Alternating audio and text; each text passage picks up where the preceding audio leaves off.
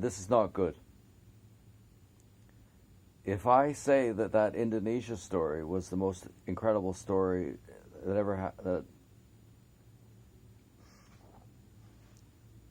that I have, it's not. I don't think. They were the most extraordinary people I've ever met, I think. But as stories go, I mean, it's not even remotely close.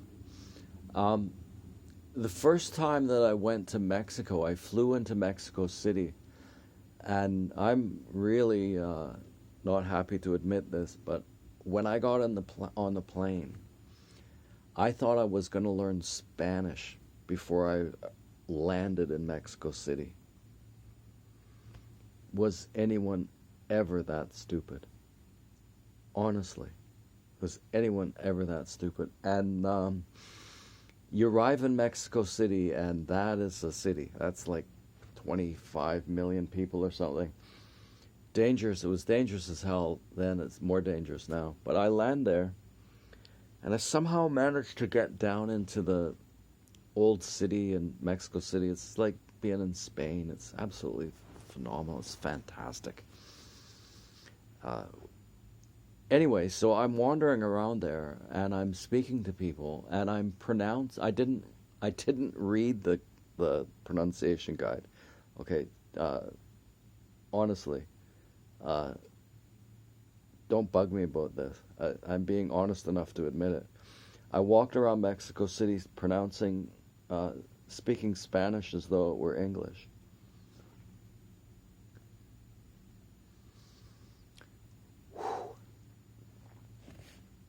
Um, I don't know what that would sound like even. And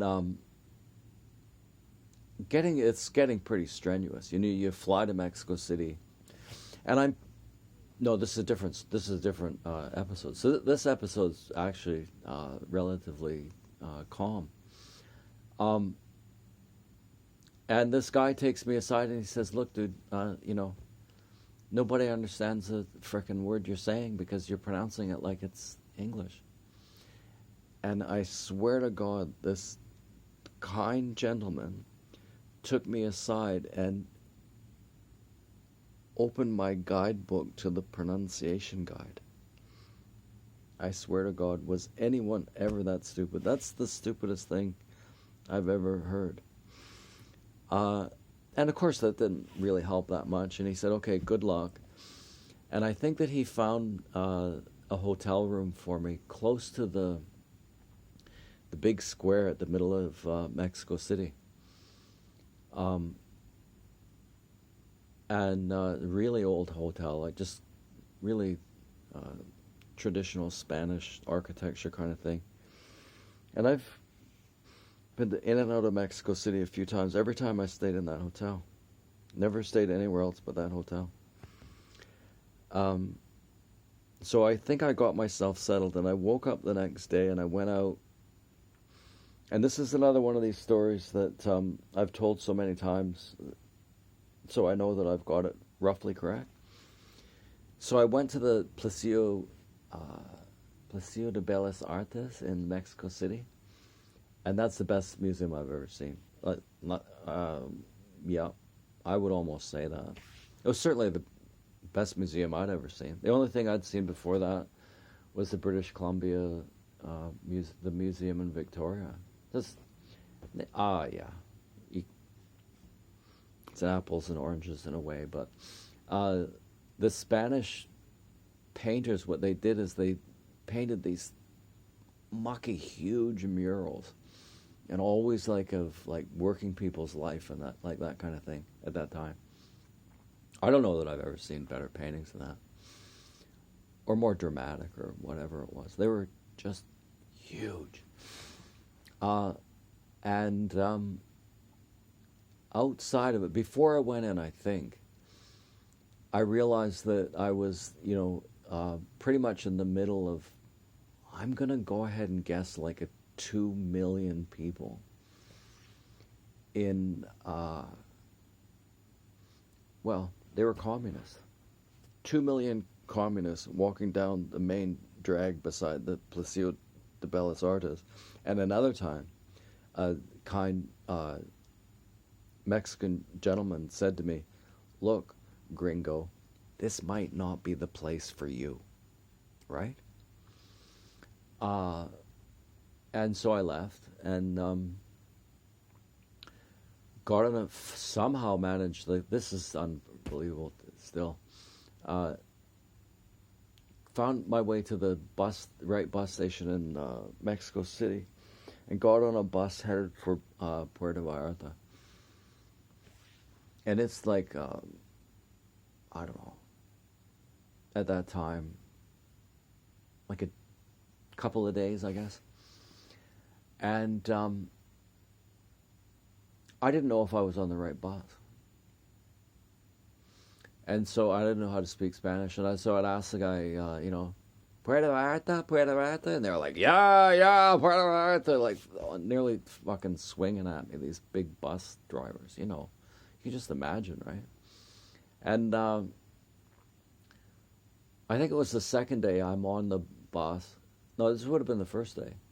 I'm on the bus and driving along, and this like Mexico's not all that great looking everywhere, and it's like middle of like cornfields or something like that, and all these working guys got on the bus, and they probably smelled bad, and well, they were like working out in the hot sun all day.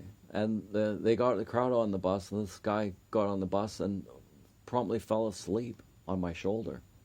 So I'm riding along in this bus, not entirely sure. I think I probably figured out that time.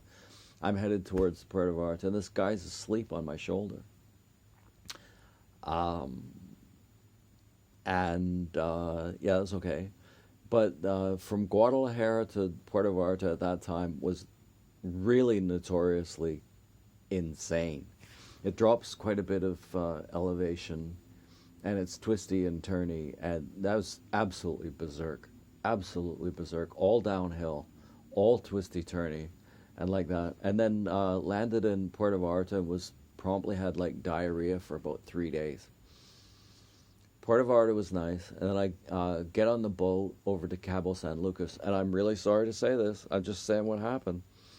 I'm sick out of my frickin' mind. And I'm on I think this happens sometimes. I was on I don't know, maybe the third floor, I guess, of the deck, and there's like 6 decks above it. And if the toilet gets plugged up, then all of the stuff comes up on the lower deck, right? That's what it would happen. And that was not pleasant. And just for half a second, I'm sick, really sick. I've got diarrhea. I went in there to take a crap, and the toilets are overflowing with shit.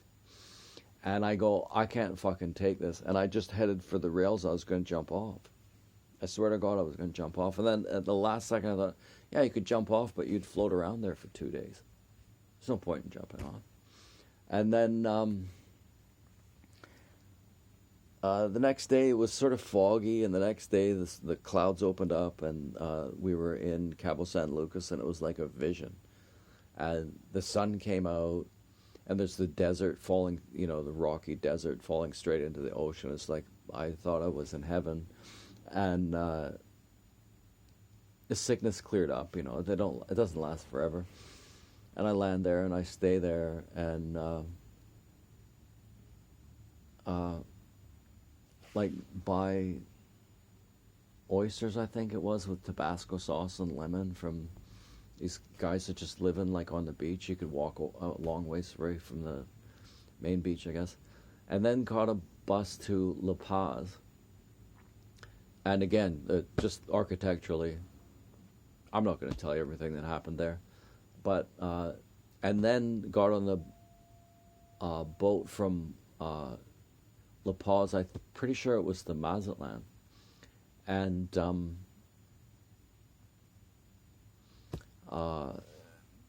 Mexicans are adventuresome, let's say. And I landed in Mazatlan, and I don't have any idea how I got from Mazatlan to Mexico City. Not in any way inebriated or anything. I just like literally forgot how I got there, and there's no way I could have afforded to fly, so I must have taken the bus. So I forgot a bus ride from Mazatlan, I'm pretty sure, to Mexico City, and that was by no means the most difficult.